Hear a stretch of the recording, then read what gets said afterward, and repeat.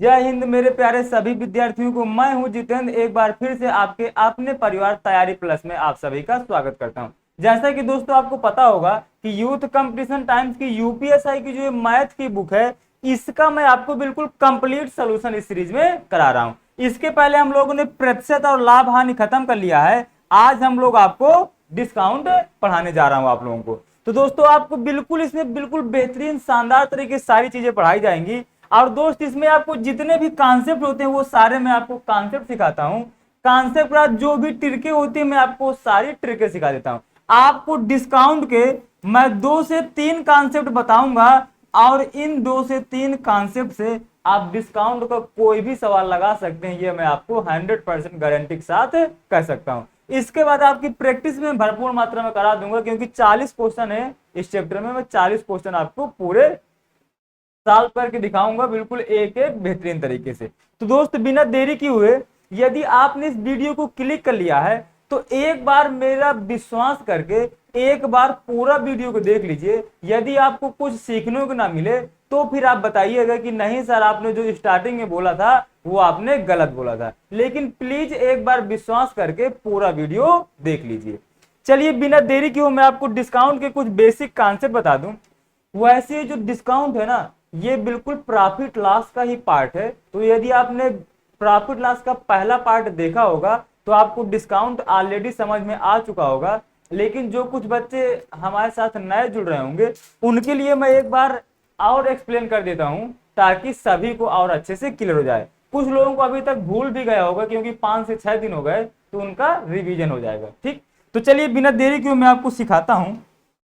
अब देखिए इसमें आपका देखिए एक सीपी होता है, एक एमपी होता है और एक एसपी होता है। इन सभी नामों से आप बिल्कुल बेहतरीन तरीके से परिचित होंगे। इसको क्रय मूल्य या लागत मूल्य बोलते हैं, इंग्लिश में कास्ट प्राइस, शॉर्ट में सीपी। इसको हम लोग मार्केट प्राइस बोलते हैं, अंकित मूल्य बोलते हैं, और इसको हम लोग विक्रय मूल्य या बिक्री मूल्य बोलते हैं।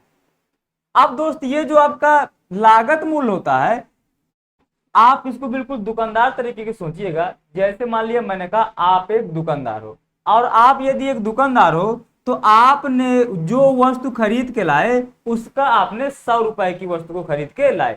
आप जिस रेट पे कोई सामान खरीद के लाते हैं उसको हम लोग लागत मूल्य बोलते हैं, लागत मूल्य या क्रय मूल्य। अब आपने क्या किया, इसमें आपने ज्यादा लाभ कमाने के चक्कर में आपने जो 100 का सामान लेके आए थे, आपने इसमें 150 रुपए रेट डाल दिया। यानी कि 50 रुपए आपने बढ़ा के रेट इसमें डाल दिया। तो आपने इसमें कितना रेट डाल दिया, 150 रेट डाल दिया। अब जैसे ही आपने 150 रेट डाल दिया, अब शर्मा जी आए आपके पास। अब शर्मा जी बोलने लगे कि भैया चीनी कितने रुपए किलो दे रहे हो? तो आपने कहा 150 रुपए किलो। मैंने मान ली कि आप चीनी खरीद के लाए थे, तो आपने कहा 150 रुपए किलो चीनी दे रहा हूं। तो जो शर्मा जी हैं उन्होंने कहा कि भैया गुप्ता जी तो चीनी 130 रुपए किलो दे रहे हैं, आप बोल रहे हैं कि 150 रुपए किलो है। फिर से एक बार सुनिएगा, शर्मा जी ने कहा कि भैया गुप्ता जी जो हैं वो चीनी तो 140 रुपए किलो दे रहे हैं, और आप बता रहे हो कि 150 रुपए किलो है। तो आपने तुरंत शर्मा जी को बोला कि भैया आप 150 की नहीं, आप हमसे भी 130 रुपए की ले लीजिए। आपको गुप्ता जी 140 में दे रहे हैं, मैं आपको उनसे भी कम में 130 रुपए में दे रहा हूं।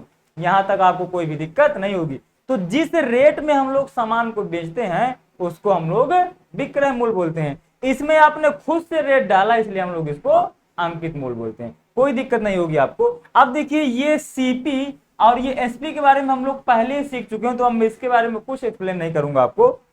पहला वाला वीडियो प्रॉफिट लॉस का जाकर के देखिएगा। अब देखिए, अब आपने क्या किया, ये जो 150 की वस्तु थी आपने इसको कितने की बेच दिया? तो आपने कहा इसको मैंने 130 रुपए की बेच दिया।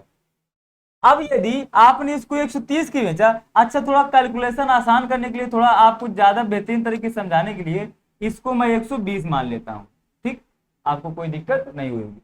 अब देखिए आपने इस 150 की वस्तु को आपने इसको कितने की बेचा? 120 की बेच दिया।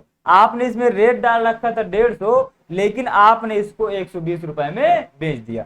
तो आपने इसमें कितने की छूट दी? तो कहा, आपने कहा मैंने 30 रुपए की इसमें छूट दी।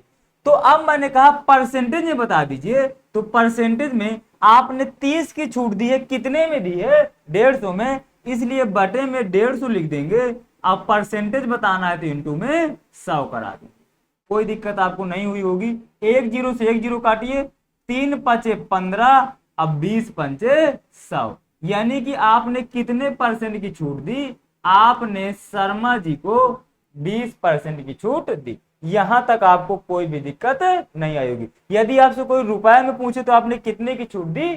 30 की। यदि कोई आपसे प्रतिशत में पूछ रहा है तो आपने 20% की छूट दी। तो आप यहां से एक चीज आसानी से देख के बता पा रहे होंगे कि ये जो आपका नीचे लिखा होता है, ये आपका क्या लिखा होता है? ये जो आपका नीचे लिखा होता है, ये आपका हमेशा और हमेशा नीचे एमपी लिखा होगा। यानी कि जो डिस्काउंट होता है वो हमेशा और हमेशा एमपी यानी अंकित मूल्य पे दिया जाता है। और ये जो आपका ऊपर लिखा होगा, ये आपका हमेशा और हमेशा डिस्काउंट लिखा होगा।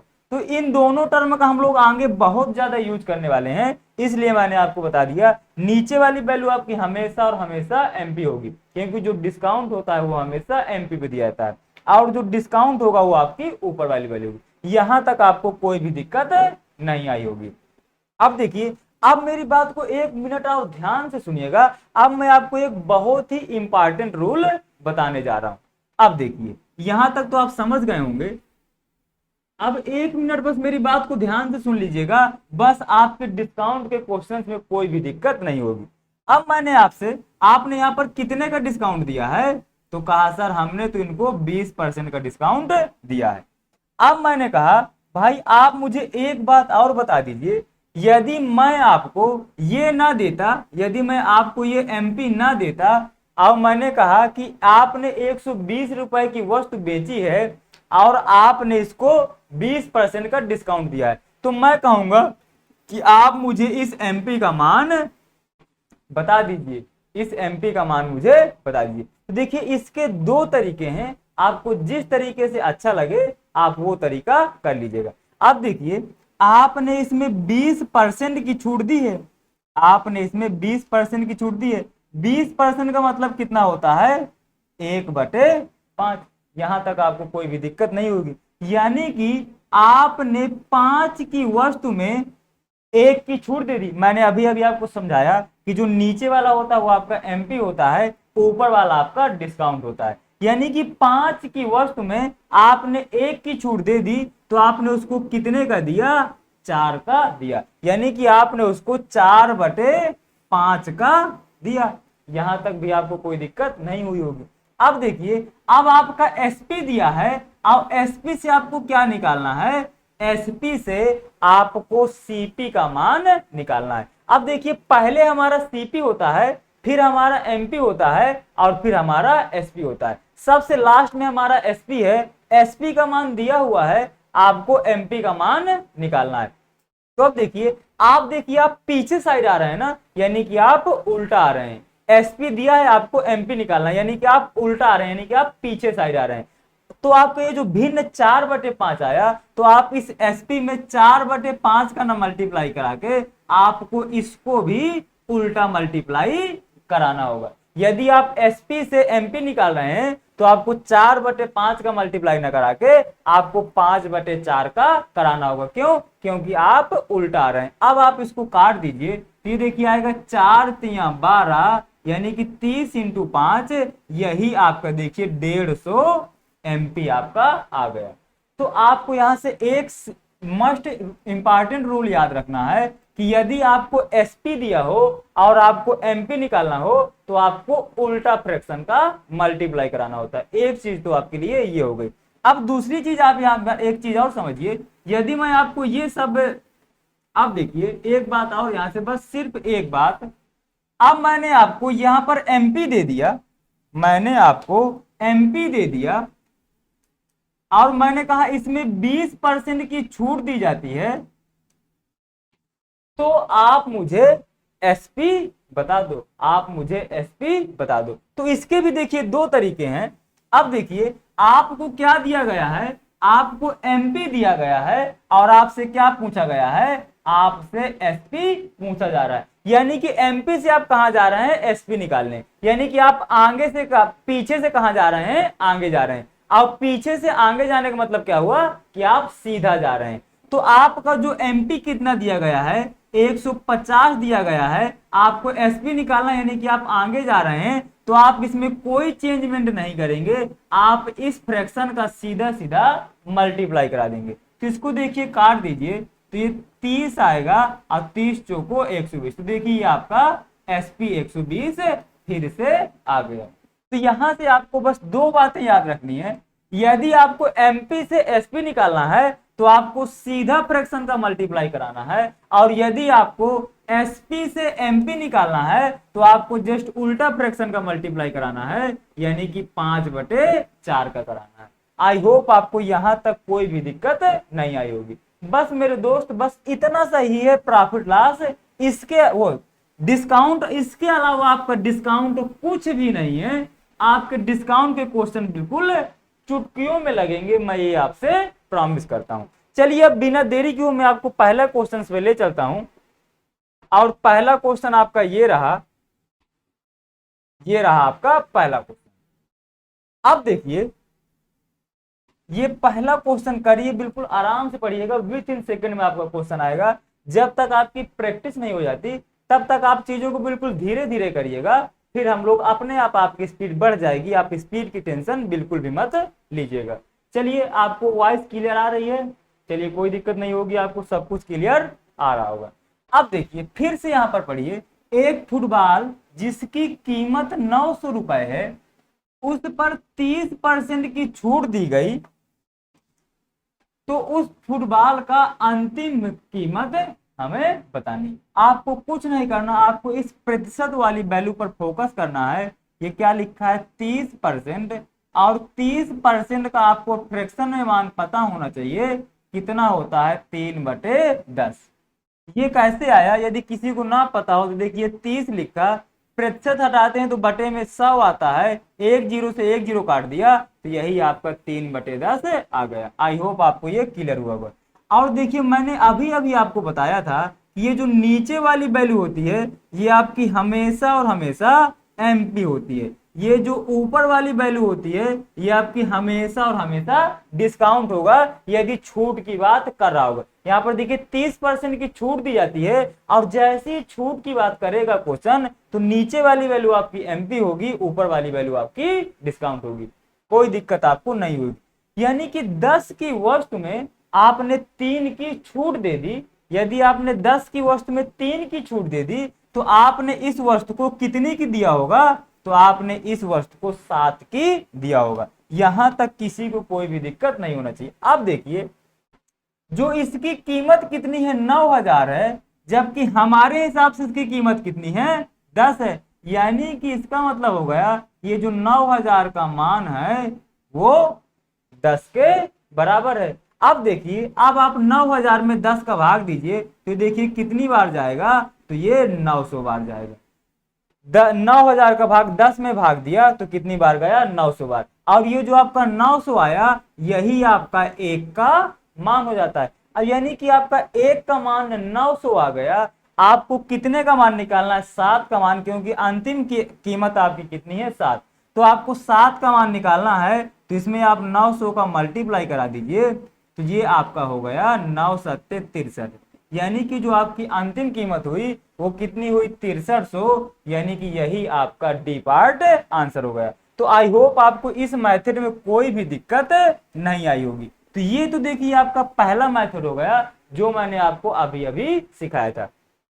लेकिन आपको एक मेथड और जानना चाहिए, क्योंकि कभी कभी क्वेश्चंस में इस मेथड का भी यूज किया जाता है, तो आप एक मेथड और जान लीजिए तो आपके लिए थोड़ी चीजें और आसान हो जाएंगी। अब देखिएगा बस आप मुझे एक बात बताइएगा, आपने इस वस्तु को कितने रुपए की, फुटबॉल की कीमत है कितनी आपकी, तो आपने कहा फुटबॉल की कीमत 9000 है। और मेरे दोस्त किसी भी की जो कीमत होती है वो हमेशा और हमेशा अपने आप का कितने परसेंट होती है, कोई भी चीज अपने आप का हमेशा और हमेशा 100% होती है। यानी कि फुटबॉल की कीमत रुपए में तो 9000 है, लेकिन परसेंटेज में 100% है। अब आप मुझे बताइए 100% में आपने 30% की छूट दे दी, 100% में आपने 30% की छूट दे दी, तो आपने फुटबॉल को कितने में बेचा होगा? तो आपने फुटबॉल को 70 में बेचा होगा। यदि आपने फुटबॉल को 70 में बेचा, यानी कि आपकी जो अंतिम कीमत है वो कितनी है? 70% है। तो बस आप सिंपल सा एक काम आपको ये करना है कि आप ये 9000 का 70% निकाल दीजिए। अब ये देखिए 70% आपको निकालना है, तो जब भी दोस्त परसेंट लिखा हो, तो यदि आपको परसेंटेज को काटना है तो ये परसेंटेज से 2 जीरो अपने आप कट जाते हैं। और वो क्यों कट जाते हैं उसका रीजन समझ लीजिए। देखिए जैसे हम लोग परसेंटेज हटाते हैं, देखिए बटे में तो 100 आता ही आता है। जैसे हम लोग परसेंटेज हटाते हैं तो बटे में 100 आता है, और जब 100 से 2 जीरो से 2 जीरो कट जाएंगे तो आप इस चीज को फालतू में क्यों लिखेंगे? आप सीधा सीधा परसेंटेज काटा करिए, आप परसेंटेज के साथ में 2 जीरो काट दिया करिए, तो आपका एक लाइन लिखना नहीं पड़ेगा। अब आप मल्टीप्लाई करा लीजिए, 90 इंटू 70 कराएंगे तो 9 सत्ते 63, तो यही देखिए आपका 6300 आंसर आ जाएगा। कोई दिक्कत आपको नहीं होगी। तो ये आपको दोनों मेथड सीखना है, जो आपके बहुत बेहतरीन शानदार क्वेश्चन होते हैं उनमें आपको ये दो में से कोई एक मेथड यूज करना होता है, क्योंकि कभी कभी क्या होता है इस मेथड से कैलकुलेशन ज्यादा बड़ी हो जाती है और इस मेथड से कैलकुलेशन बिल्कुल छोटी हो जाती है। कभी कभी ऐसा होता है कि इस मेथड से कैलकुलेशन बहुत बड़ी हो जाती है और इस मेथड से कैलकुलेशन छोटी हो जाती है। तो आपको सिचुएशन के हिसाब से दो में से कोई एक मेथड यूज करना होगा। तो आपको मेथड दोनों आना चाहिए, लेकिन एग्जाम में यदि ये क्वेश्चन आ जाए तो आप इन दोनों में से कोई भी एक मेथड लगा दीजिएगा, आपका आंसर सेम आएगा। तो आई होप आप मेरी इस बात को समझ रहे होंगे। यदि आप मेरी इस बात से समझ गए हो और सभी को समझ में आ गया हो, सब कुछ क्लियर हो, तो जल्दी से थम्स अप करके बताइए कि हाँ सर हमें सब कुछ समझ में आ गया है। यदि कुछ नहीं समझ में आया उसको भी कमेंट करके बताइए, तो मैं उस चीज को दोबारा से एक्सप्लेन करने की कोशिश करूंगा। तो देखिए ये क्वेश्चन आप देखिए, 14% की छूट पर एक खिलौने की बिक्री 215 में की गई। खिलौने का अंकित मूल्य आपको बताना है। यानी कि देखिए सबसे पहले तो आप ये 14% को फ्रैक्शन में लिखिए। तो ये 14% को जैसे हमने फ्रैक्शन में लिखा तो कितना आएगा? 7/50। ये बात सभी को पता होना चाहिए। जैसे 14% को जब भी हटाते हैं तो बटे में 100 आता है, इसको 2 से काटा तो ये 7 आया और ये 50 आया। यानी कि 14% को जब हमने फ्रैक्शन में बदला तो 7/50 आ गया।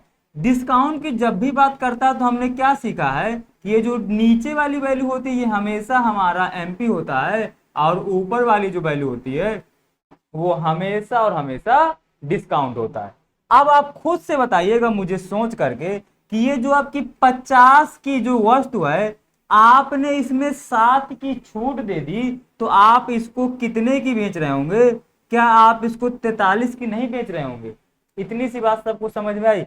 50 की वस्तु में आपने 7 की छूट दे दी, तो आप इसको 43 की बेच रहे होंगे। यानी कि आपका जो भिन्न आया वो कितना आया? 43/50। यहां तक आपको कोई भी दिक्कत नहीं होगी। अब देखिए, अब आपका एसपी कितना दिया गया है? तो आपका एसपी दिया गया है 215, क्योंकि कितने में बेच रहा है? 215 में बेच रहा है, यानी कि एसपी आपका 215 दिया गया है। अब देखिए आपको एसपी से क्या निकालना है? आपको एमपी निकालना है। यानी कि आप पीछे से आगे आ रहे हैं, पीछे से आप आगे आ रहे हैं, यानी कि आप उल्टा जा रहे हैं। लगता है मैंने उल्टा बोल दिया। यानी कि ये देखिए आपका ये एमपी पहले होता है और एसपी बाद में होता है। यानी कि आप सबसे कहां है? सबसे लास्ट में, यानी सबसे पीछे हैं। पीछे से कहां आ रहे हैं? आप इधर आ रहे हैं। तो मैंने क्या बताया था आपको, जब आपको एसपी से एमपी निकालना होगा तो आपको क्या करना होगा? ये जो आपका फ्रैक्शन आता है इसका जस्ट उल्टा आपको मल्टीप्लाई कराना होगा। यानी कि आप इसको इसमें किसका मल्टीप्लाई करा देंगे? 50/43 का मल्टीप्लाई कराना होगा। इसको काट दिया तो ये 5 बार गया और 5 25, यानी कि जो आपका एमपी आया वो कितना आया, आपका 250 आया। यही आपका सी पार्ट आंसर हो जाएगा। ये चीज हमने स्टार्टिंग में सीख ली थी तो आपको इसमें कोई दिक्कत नहीं होगी। अब चलिए अगले क्वेश्चन पे चलते हैं। अगला क्वेश्चन है, देखिए बिल्कुल आसान सा क्वेश्चन, बिल्कुल 2 कौड़ी क्वेश्चन है, कुछ भी दम नहीं है, लेकिन लैंग्वेज उसने इतनी तगड़ी लिख दी है, इतनी ज्यादा लिख दी है, ऐसा लग रहा है देख के क्वेश्चन की बहुत बड़ा क्वेश्चन है, बहुत कठिन क्वेश्चन है, जबकि क्वेश्चन बिल्कुल 2 कौड़ी का क्वेश्चन है। पढ़िए, भारत इलेक्ट्रॉनिक्स थोक में 60,000 रुपए प्रत्येक के हिसाब से प्लाज्मा टीवी खरीदते हैं। अब ये दोस्त प्लाज्मा टीवी क्या होती है ये तो मुझे भी नहीं पता। यदि आपको किसी को पता हो तो आप मुझे कमेंट करके जरूर बताइएगा, क्योंकि मैंने तो आज तक एक टीवी सुनी है जो नॉर्मल टीवी आती है इतनी बड़ी सी, और एक मैंने एलईडी टीवी सुनी है। इसके अलावा मैंने कोई भी टीवी नहीं सुनी है। तो आप प्लाज्मा टीवी के बारे में जिसको ही पता हो वो कमेंट करके जरूर बताइएगा प्लीज। अब आगे बढ़िए। हालांकि भारत इलेक्ट्रॉनिक्स शोरूम में एक प्लाज्मा टीवी पर अंकित कीमत 300 रुपए है। अंकित कीमत इनकी कितनी है, सॉरी 6300, इनकी अंकित कीमत कितनी है, 6300 है। यहां तक आपको कोई भी दिक्कत नहीं होगी। तो अब ये बोल रहा है भारत इलेक्ट्रॉनिक्स प्लाज्मा टीवी पर कितने % लाभ कमाते अगर वो टीवी को अधिकतम खुदरा मूल्य पर ही बेच देते। अधिकतम खुदरा मूल्य का मतलब ये हुआ कि ये 63,000 रुपए में ही टीवी को बेच दे। अब आप खुद बताइए, 60,000 की टीवी है, 60,000 के हिसाब से खरीदते हैं, और यदि उसको 63,000 की बेचेंगे तो दोस्त इसमें कितने का फायदा कमा रहे हैं वो लोग। तो आप आसानी से बता देंगे कि सर 3,000 का प्रॉफिट कमा रहे हैं। कितने में, 60,000 में। तो हमने 60,000 को बटे में लिख दिया। अब देखिए 3 जीरो से 3 जीरो काट दिया और इसको हमने 3 एक कम 3, अब 20 तिया 60, यानी कि 1/20, और 1/20 का मान आपको सभी को पता होना चाहिए कितना होता है, 5%। जिसको नहीं पता वो यहाँ पर 100 का मल्टीप्लाई करा के निकालेगा तब भी आ जाएगा। 20 एक कम 20, 20 पंचे 100। लेकिन मेरे दोस्त सभी को 5% मान पता होना चाहिए 1/20 का। तो यही आपका बी पार्ट आंसर हो जाएगा। तो आई होप आप इस क्वेश्चन को बिल्कुल बेहतरीन तरीके से सीख गए होंगे कि इस क्वेश्चन में आपको कोई भी दिक्कत नहीं होगी। अब देखिए बहुत ही बेहतरीन शानदार गजब क्वेश्चन आया है आपका। इस तरह का क्वेश्चन आपके एग्जाम में बहुत बार पूछा गया है। अब देखिए इस क्वेश्चन के मैं आपको 2 तरीके बताऊंगा, आपको जो तरीका अच्छा लगे आप उस तरीके से इस क्वेश्चन को करिएगा, आपको कोई दिक्कत नहीं होगी। अब देखिए किसी खिलौने का जो अंकित मूल्य है वो कितना है मेरे दोस्त, 2100 रुपए अंकित मूल्य है। अब देखिए इस सेल के दौरान उसे उत्तरोत्तर छूट दी गई, मतलब इसमें 2 लगातार छूट दी गई। इसका मतलब है सिंपल सा ये, पहली छूट 20% की दी गई, दूसरी छूट 15% की दी गई। जब ये 2 छूट दी गई तो इसका बिक्री मूल्य क्या है आपको ये बताना है। अब देखिए जो एक नॉर्मल तरीका होता है वो सभी लोग बताते हैं, पहले आप वो तरीका सीख लीजिए, फिर मैं आपको एक अपना तरीका बताऊंगा। चलिए मैं पहले आपको अपना तरीका बताता हूं, फिर आप नॉर्मल तरीका सीखिएगा। अब देखिए 20% का मान, देखिए मैं आपको लिख के बिल्कुल भी नहीं बताने वाला। 20% का मान आप सभी को पता होना चाहिए कि 1/5 होता है। 15% का मान आप सभी को पता होना चाहिए कि कितना होता है, 3/20 होता है। इसमें किसी को कोई भी दिक्कत नहीं आनी चाहिए।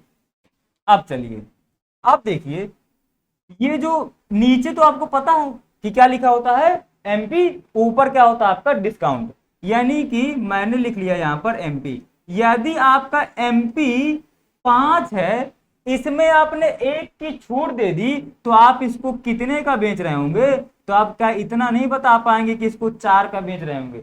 5 रुपए की कोई वस्तु है, उसमें आपने 1 रुपए की छूट दे दी तो आप उसको 4 रुपए का ही तो बेच रहे होंगे, आपको कोई दिक्कत नहीं हुई होगी। अब देखिए फिर जो दूसरा है, आप इसका एमपी कितना है 20, एमपी कितना है 20, 20 में आपने 3 की छूट दे दी तो आप इसको कितने की बेच रहे होंगे, आप इसको 17 की बेच रहे होंगे। आपको इसमें कोई भी दिक्कत नहीं आनी चाहिए। अब मेरे दोस्त देखिए ये दोनों लगातार छूटे थी, 20 के बाद 15 दी गई, इसलिए हम लोग इसमें सक्सेसिव वाला मेथड अप्लाई कर पा रहे हैं। अब देखिए 20 पंचे 100, यानी कि एमपी आपका कितना हो गया 100। 17 चौको 68, यानी कि आपका एसपी कितना हो गया 68, यानी कि 100 की वस्तु को आप 68 में बेच रहे हैं। आपका एमपी कितना है 100, जबकि क्वेश्चन में बोल रहा है कि भैया आपका एमपी 100 नहीं है, आपका एमपी कितना है 2100।